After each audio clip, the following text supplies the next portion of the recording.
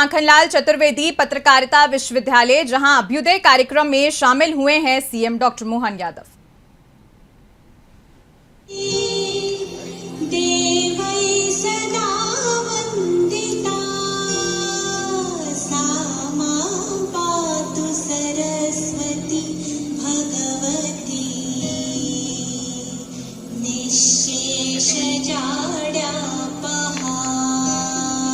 बहुत बहुत धन्यवाद माननीय मुख्यमंत्री जी, बहुत बहुत धन्यवाद आदरणीय मंच, कुलगुरु महोदय, परम आदरणीय श्री विजय मनोहर तिवारी जी से विनम्र आग्रह है कि कृपया आप हमारे अतिथियों का स्वागत करें। हमारी परंपरा है कि हम स्वागत पुस्तकों के माध्यम से करते हैं। विश्वविद्यालय की अपनी पुस्तकें हैं। एक है माखन की लाल, हमारे 50 से ज्यादा पूर्व विद्यार्थियों के अनुभवों से बनी हुई किताब, ये उसका संकलन है। और एक है कार्टून कथा। देश भर से पधारे 12 शीर्ष कार्टूनिस्ट को हमने आमंत्रित किया और उनके द्वारा संचालित कार्यशाला के दौरान संकलित कार्टूनों के संग्रह से जोड़कर हमने ये कार्टून कथा प्रकाशित की है। तो ये हमारे अपने अनुभवों के साथ बनी हुई पुस्तकें हैं। हम बहुत आदर के साथ इन पुस्तकों के साथ अपने अतिथियों का स्वागत करते हैं। माखन की लाल, जोरदार तालियां बजाइए। माननीय मुख्यमंत्री जी अपने घर में हैं, वे हमारे न्यास के अध्यक्ष हैं और आज परिवार के मुखिया के तौर पर हमारे बीच में हमारा मार्गदर्शन करने के लिए उपस्थित हैं। हम यहां पहुंच गए हैं, लेकिन अब आगे क्या, ये बातें और आप सभी का स्वागत करने के लिए आदर के साथ मैं आमंत्रित करना चाहूंगा कुलगुरु आदरणीय श्री विजय मनोहर तिवारी जी को कि आप आएं और स्वागत भाषण प्रस्तुत करें।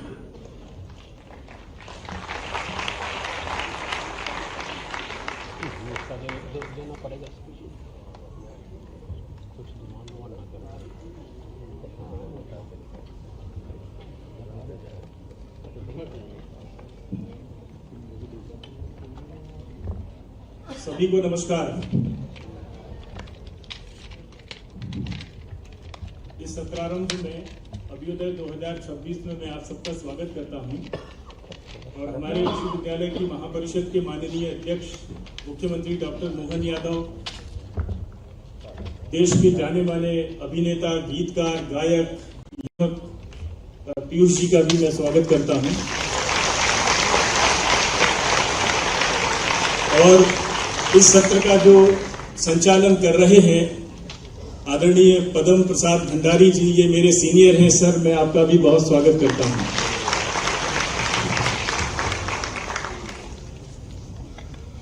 इस बार विश्वविद्यालय परिवार ने ये तय किया कि हर साल के सत्रारंभों में हम देश के प्रख्यात संपादकों को, पत्रकारों को, लेखकों को, टीवी एंकरों को बुलाते हैं अपने बीच में कुछ अपने ओरिएंटेशन के लिए।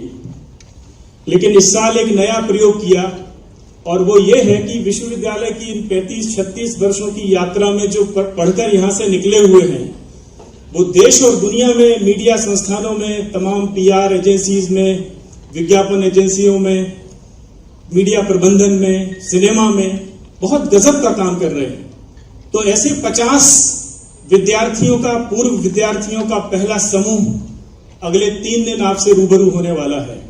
ये उसका उद्घाटन सत्र है।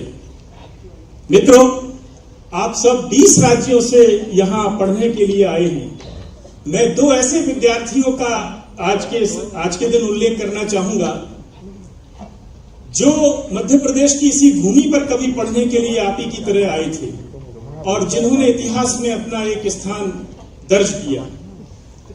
एक मुलाकात में जो पेरिस में हुई थी 1936 में, उसमें उन दोनों विद्यार्थियों का उल्लेख हुआ था। 1936 में फ्रेंच के बहुत बड़े विद्वान लेखक, जिनका भारतीय उपमहाद्वीप की पुरातत्व में बड़ी गहरी रुचि थी, आंद्रे मॉलरॉक्स उनका नाम था, जो बाद में फ्रांस के संस्कृति मंत्री बने। 1936 में उनकी मुलाकात भारत के भावी प्रधानमंत्री पंडित जवाहरलाल नेहरू से हुई। 47 साल के जवाहरलाल नेहरू और 35 साल के आंद्रे मॉलरॉक्स, उनकी मुलाकात के बारे में आप सबको पढ़ना चाहिए कि उन्होंने उसमें कहा क्या था। उन्होंने नेहरू जी से ये कहा कि मैं भारत को बहुत प्रेम करता हूं और मैंने गीता को समझने के लिए थोड़ी संस्कृत भी सीखी है, और भारत की जो विजडम है उसने गीता और उपनिषद का ज्ञान जो दुनिया को दिया है, तो मैं थोड़ी सी निवेदन आपसे ये करना चाहता हूं कि महात्मा गांधी कोई सरकारी पद नहीं लेंगे, महात्मा गांधी कोई सरकारी पद नहीं लेंगे और भारत की कमान आपको मिलने वाली है। 1936 में उन्होंने कहा भारत के फ्यूचर प्राइम मिनिस्टर से, तो उन्होंने कहा कि कृष्ण मेरी दृष्टि में ऐसे अकेले व्यक्ति हैं दुनिया में जिन्होंने इतना साहसी वक्तव्य दिया कि मृत्यु से असत्य कोई घटना नहीं है, मृत्यु एक झूठ है और जीवन अद्वैत में है, द्वैत से परे चलो। ऐसी सीख देने वाले कृष्ण का मैं एक बड़ा अनुयायी हूं, ऐसा एक फ्रेंच विद्वान कह रहा है। तो मैं ये चाहता हूं कि जब आप भारत के प्रधानमंत्री बने तो आपकी लीडरशिप में आचार्य शंकर भारत को गाइड करें, ऐसा उन्होंने पंडित जवाहरलाल नेहरू से एक निवेदन किया था। अब ये जो दो महानुभावों का उन्होंने उल्लेख किया, एक श्री कृष्ण का और दूसरे आचार्य शंकर का, ये दोनों अपने अपने समय में शिक्षा ग्रहण करने के लिए मध्य प्रदेश आए थे। इसी भूमि में हम सब जानते हैं कि भगवान श्री कृष्ण की शिक्षा उज्जैन में हुई और आदि शंकराचार्य के नाम से दुनिया ने जिनको जाना, आचार्य शंकर, वो 8 वर्ष की आयु में ओंकारेश्वर आए थे। ये 2 पवित्र ज्योतिर्लिंग हैं भारत के 12 ज्योतिर्लिंगों में से, ओंकारेश्वर और उज्जैन, और हम लगभग उनसे बराबर की दूरी पर बैठे हुए। माननीय मुख्यमंत्री जी वहीं से आते हैं। ये दोनों जो उदाहरण हैं, ये दोनों जो महानुभाव हैं जिन्होंने इतिहास में अपना कोई योगदान किया और हजारों वर्षों सदियों के बाद हमारी स्मृतियों में अगर ठहरे हुए हैं, तो ये कुछ संकेत करते हैं हमारी भविष्य की दिशा के लिए। मित्रों, बहुत अधिक नहीं कहूंगा, लेकिन एक बात जरूर मैं, जो देश की स्थितियां हैं, युवाओं की जो दिशा है और जिस तरह की ऊर्जा आप सब में है, एक बात जरूर कहूंगा कि निगेटिविटी से हमेशा दूर रहना, ये हमेशा बोलता हूं। और जैसे इतिहास के ये 2 पात्र हैं जो एक फ्रेंच विद्वान को 100 साल पहले याद रहे और जिसकी वजह से उसका सनातन के प्रति बड़ा प्रेम हुआ, आंद्रे मॉलराक्स का, ऐसे ही इतिहास में कई पात्र हैं जिनसे सजग रहने की बहुत जरूरत है। हर पात्र हमें प्रेरणा देता है, हर पात्र हमें कुछ सावधानियां भी सिखाता है। कोई द्वापर युग में या त्रेता युग में जो मंथरा और शकुनी जैसे किरदार हुए हैं, जिनके बाद किसी माता पिता ने ये नाम नहीं रखे अपने बच्चों के, ये हमें क्या सिखाते हैं? ये हमें ये सिखाते हैं कि हमें हर तरह की नकारात्मकता से दूर रहना। एक कोई अच्छा काम आप ना कर सके, बिल्कुल मत करिए। किसी डॉक्टर ने नहीं कहा, धैर्य रखिए, कभी हो जाएगा। कोई दूसरा कुछ अच्छा काम कर रहा है, उसमें बिल्कुल मदद मत करिए। अगर किसी ने नहीं कहा है तो बिल्कुल मत करिए, उसमें सहायक मत बनिए। लेकिन अगर किसी का कोई अच्छा काम हो रहा है तो उसमें बाधा मत बनिए, उसमें रुकावट मत डालिए, ऐसी नकारात्मकता से दूर रहिए। ये दोनों पात्र जो शकुनी और मथुरा के हैं, ये हमारे डूज और डोंट्स हमें बताते हैं। तो मैं आज के दिन एक नया सत्र हम शुरू करने जा रहे हैं। इस मौके पर शहर के बहुत सारे हमारे मित्र यहाँ आए हुए हैं। डॉक्टर विजय अग्रवाल जी बैठे हुए हैं, आदरणीय हेमंत मुक्तिबोध जी बैठे हुए हैं, डॉक्टर मुकेश मिश्रा जी बैठे हुए हैं, और एक सज्जन इंदौर से भी अक्सर इस विश्वविद्यालय में आते हैं और यहाँ आने के पहले से इस विश्वविद्यालय को बड़ा प्रेम करते हैं, क्योंकि एक मित्र उनको इस विश्वविद्यालय ने दिया है। आदरणीय प्रवीण शर्मा जी, जो इंदौर लिटरेचर फेस्टिवल के संस्थापक हैं, नई दुनिया के एडिटर रहे हैं, और मेरी और उनकी जो ज्वाइनिंग है नई दुनिया में एक सामान्य सिटी रिपोर्टर की तरह इस विश्वविद्यालय से निकलने के बाद वो एक साथ हुई थी। हमने नवंबर 1994 में नई दुनिया में अपनी यात्रा शुरू की थी। हमारे इस कार्यक्रम में वो भी हैं। मैं उनका और सभी मेहमानों का, जो शहर के गणमान्य नागरिक हमारे बीच आए हैं, उनका मैं स्वागत करता हूं। आप सबको बहुत बहुत शुभकामनाएं देता हूं। बहुत बहुत धन्यवाद।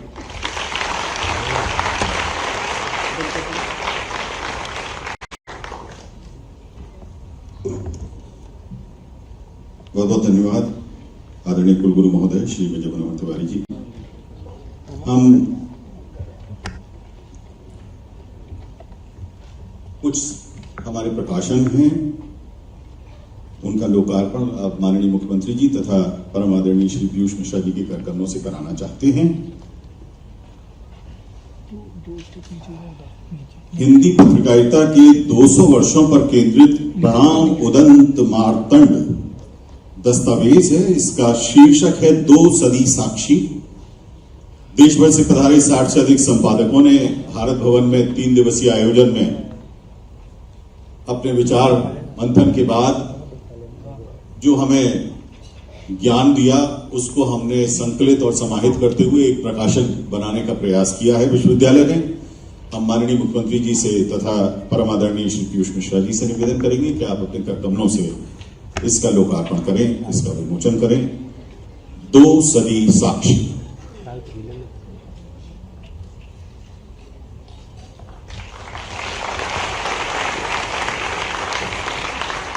साथ में आप देख पा रहे हैं हमारे परम आदरणीय कुलगुरु श्री विजय मनोहर तिवारी जी के हाथ में ये पुस्तक है और हमारे साथ हमारी कुल सचिव डॉक्टर पी शशिकला जी।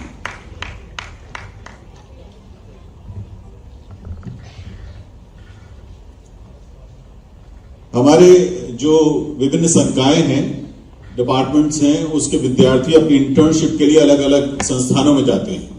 फिल्म वाला फिल्म विधा के संस्थान में जाता है, समाचार पत्र वाला समाचार में जाता है, इलेक्ट्रॉनिक मीडिया वाला इलेक्ट्रॉनिक मीडिया में जाता है। ये जो हमारे छात्र छात्राएं हैं वो अपने इंटर्नशिप के दौरान अपने अनुभवों को लेकर जब वापस लौटते हैं तो उसको हमने संकलित किया है और उसका शीर्षक दिया है। हमारी जो एक समाचार प्रभाग की जो पत्रिका है विकल्प, उसका एक विशेषांक है और उसमें क्लासरूम से न्यूज रूम, ये इस शीर्षक से हमारे छात्र छात्राओं ने अपने अनुभवों को बांटा है। तो मैं न्यूज रूम में, ये जो हमारे छात्र छात्रा लौटे हैं उसका विशेषांक है विकल्प का क्लासरूम से न्यूज रूम। इसका आज विमोचन माननीय मुख्यमंत्री जी तथा आदरणीय श्री पीयूष मिश्रा जी के करकमलों से हुआ। इंडियन क्लाइडोस्कोप भारत की टेम्पल इकोनॉमी पर केंद्रित एक जर्नल है। ये बहुत महत्वपूर्ण है और इस जर्नल के लिए मैं सबसे पहले बुलाना चाहूंगा विभागाध्यक्ष मीडिया प्रबंधन विभाग श्री अविनाश वाजपेयी जी, उनके साथ हमारे छात्र छात्राएं सुश्री प्राक्षी शर्मा जी, सुभज्ञ तिवारी जी, शिवम राय जी, समीर नाभिद जी और सुश्री तोषिका गुप्ता जी को, और हमारे जो फैकल्टी में सदस्य हैं प्रोफेसर मनीष वर्मा जी और श्री प्रियंक श्रीवास्तव जी, वे सभी यहां मंच पर पधारे।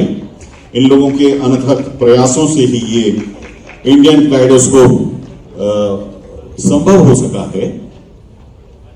सभी विद्यार्थीगण माननीय मुख्यमंत्री जी के साथ हमारे जो अधिष्ठाता हैं, हमारे जो फैकल्टी मेंबर्स हैं, वो भी माननीय मुख्यमंत्री जी के साथ यहां मंच पर उपस्थित हैं। अब इसका विमोचन हो रहा है। इंडियन क्लाइडोस्कोप भारत की टेम्पल इकोनॉमी पर केंद्रित एक जर्नल है और ये एक अमूल्य योगदान होगा इस देश के अध्येताओं के लिए इस विश्वविद्यालय की ओर से। बहुत बहुत धन्यवाद माननीय मुख्यमंत्री जी। हम प्रतिवर्ष अपने कुछ विद्यार्थियों को सम्मानित करते हैं।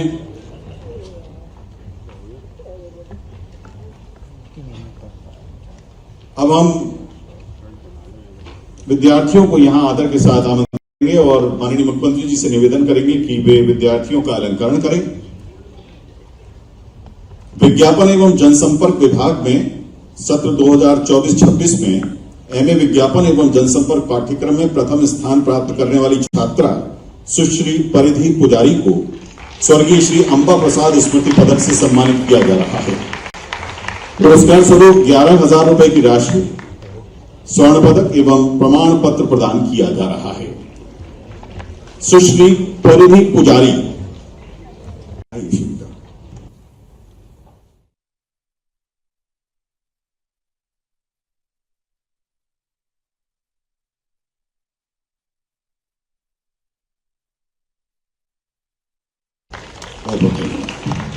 हमारे बीच में उपस्थित विशिष्ट अतिथि आदरणीय श्री पीयूष मिश्रा जी से मैं आग्रह करूंगा कि आप यहां उपस्थित सभी लोगों के साथ अपनी बात संक्षेप में कहें, फिर हम माननीय मुख्यमंत्री जी के आशीर्वचन की तरफ चलेंगे।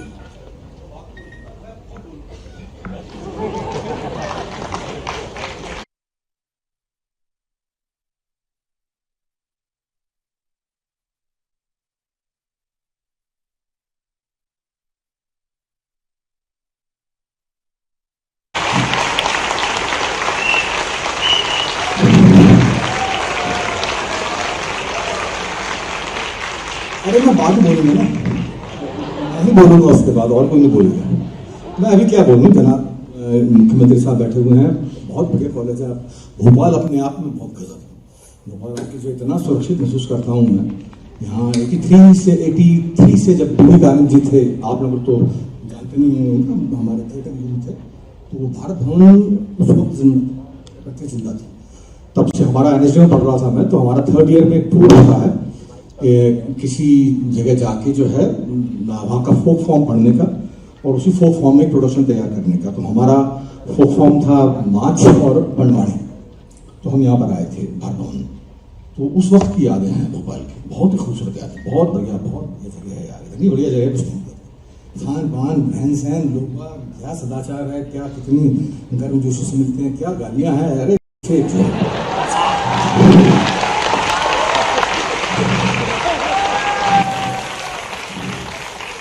तो यहाँ यही है। मेरे आज मेरे ख्याल से सीएम साहब की कैबिनेट मीटिंग है ना, तो आप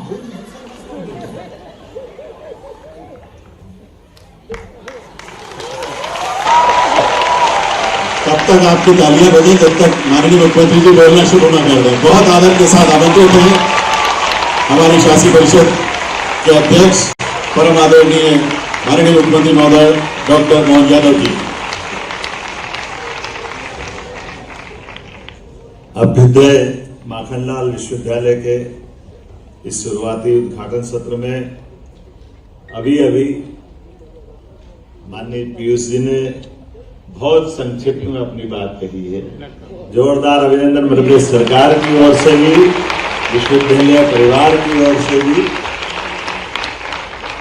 इसी कार्यक्रम में कुलगुरु माननीय विजय मनोहर तिवारी जी ने प्रस्तावना रखी इस सत्र की, और हमारे इस विश्वविद्यालय के सर्वांगीण विकास के लिए लगातार काम कर रहे माननीय विजय मनोहर तिवारी जी, आपका भी मैं हमारे संस्थान के कुलगुरु होने के नाते स्वागत करता हूं, अभिनंदन करता हूं। डॉक्टर पी शशिकला जी, आपका स्वागत अभिनंदन। श्री पदम भंडारी जी, इस मंच के सामने उपस्थित स्वनाम धन्य अलग अलग इस परिवार की 50 वो सर्वश्रेष्ठ हस्तियां, जिनका इस माखनलाल विश्वविद्यालय से किसी न किसी रूप में संबंध रहा है। हमारे संघ के भी माननीय मुक्तिबोध जी सहित सारे जितने हमारे संघ परिवार के सम्मानीय अतिथिगण, मैं आज के इस दौर में किसी पत्रकारिता विश्वविद्यालय में संस्थान के अंदर अगर हमारे पीयूष मिश्रा जी को देख रहा हूं, दूसरी तरफ माखन के लाल अलग अलग प्रकार के अपनी प्रतिभा निकालने वाले, इस विश्वविद्यालय को गौरवान्वित करने वाले उस अवसर से तालमेल कराने की कोशिश कर रहा हूं।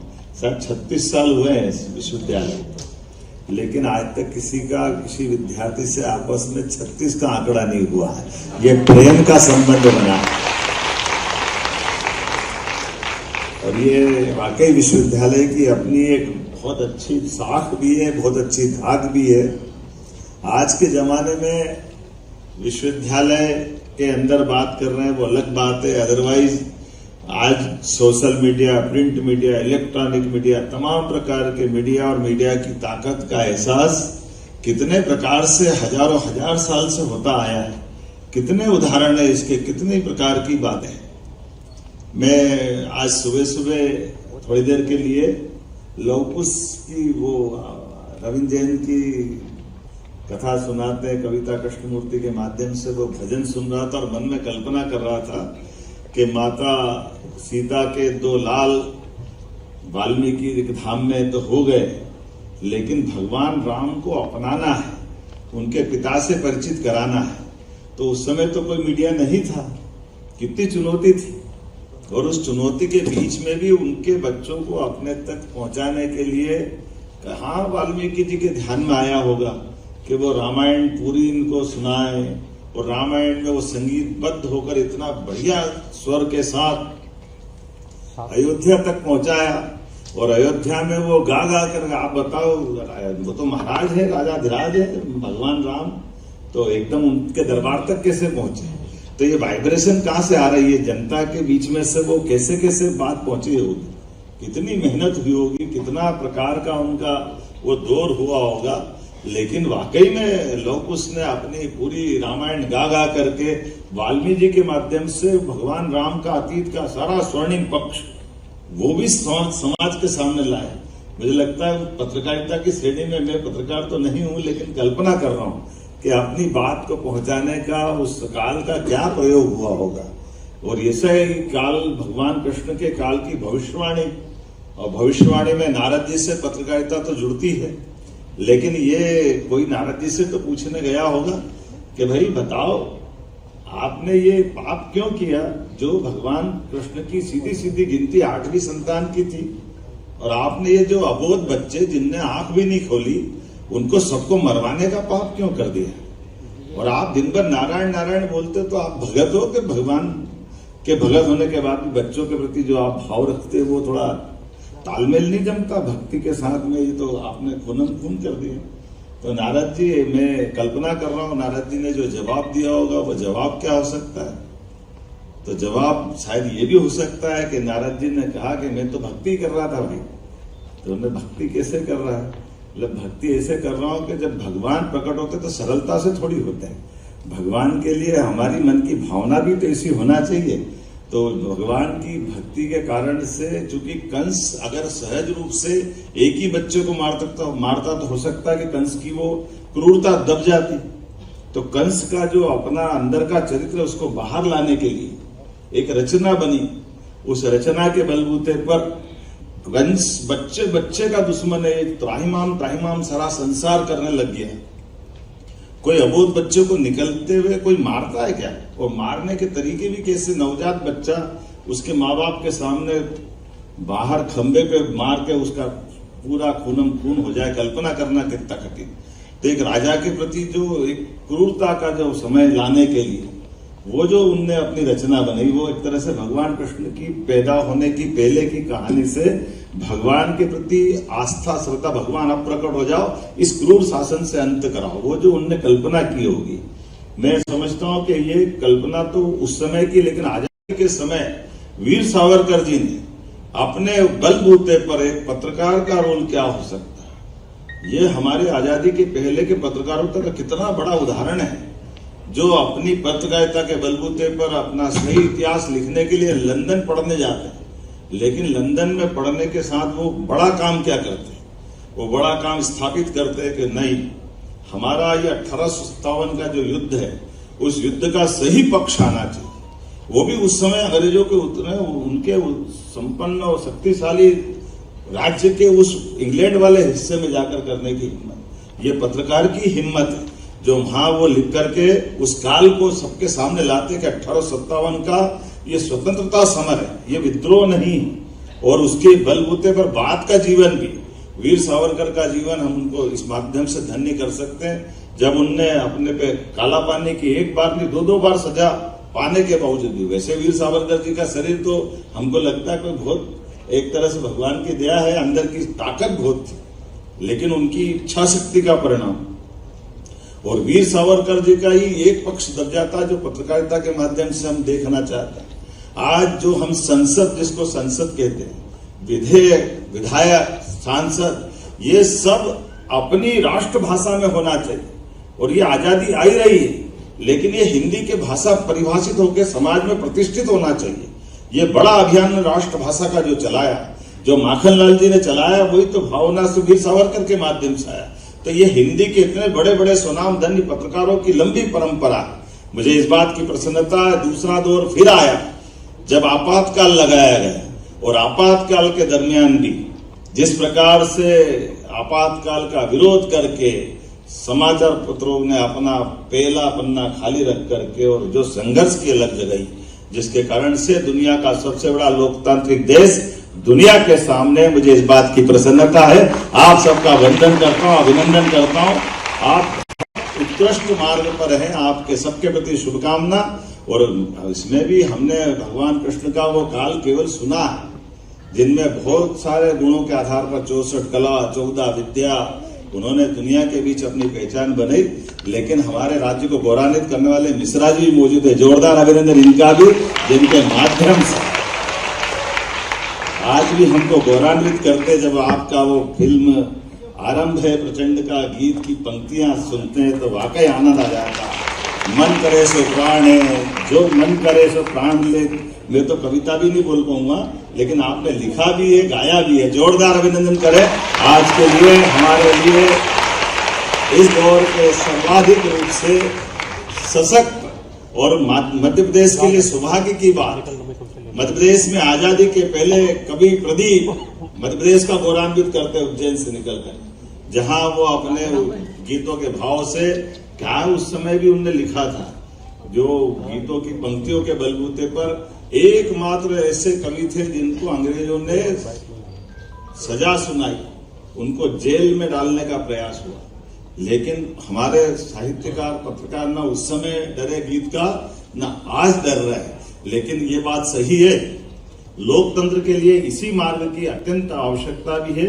लेकिन एक छोटा सा विनम्र निवेदन, जिसमें बड़ी भूमिका माखनलाल विश्वविद्यालय अपनी निभा रहा है, फेक न्यूज के बजाय नेक न्यूज की पत्रकार आदत डाले, इतना निवेदन जरूर। आज इस बात की आवश्यकता है कि हम सनसनी तो लाएं, सत्य तो लाएं, साहस भी जुटाएं। लेकिन आप लोक सत्ता के विरोधी हो सकते, सत्ता के विरोधी हो सकते, उसमें कोई संकट नहीं। लेकिन देश हित का जरूर ध्यान रखें, इतना निवेदन है। जो हम अपनी बात करें, आखिरकार उस बात का हम अपने बीच में से इस भाव को जरूर बनाए रखेंगे। इतना ही कहते मैं अपनी बात को विराम देता हूं। बहुत बहुत धन्यवाद।